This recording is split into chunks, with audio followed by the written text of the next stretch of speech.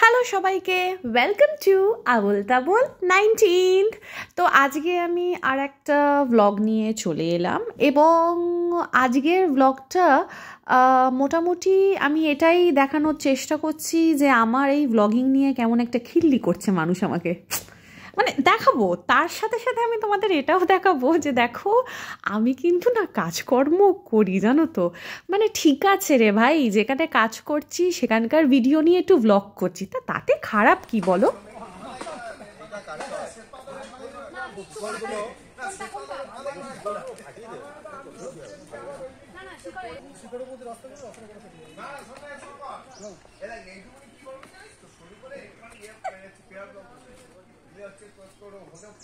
দেখো এদিকে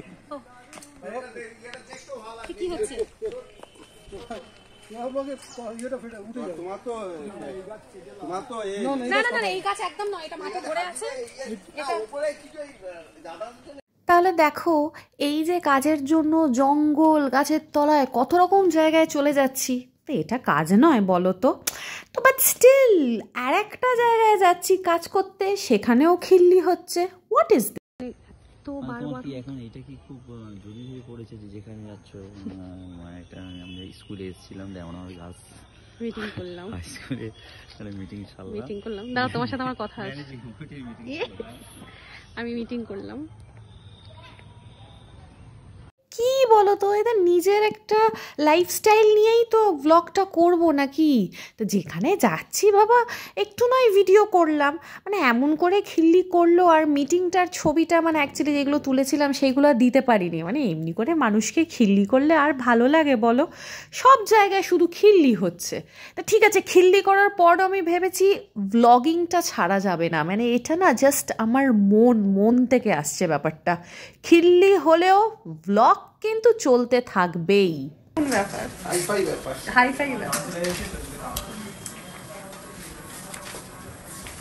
আমার কি একটুখানি মনে হচ্ছে একটু গ্ল্যামারাস তো নিজের অনেক খিল্লির পরে, মানে মানুষের ট্রোল করার পরে, আরে তোমরা তো সোশ্যাল মিডিয়ায় ট্রোল হও, আমাকে মানুষ মুখের ওপর ট্রোল করে দিয়ে চলে যাচ্ছে।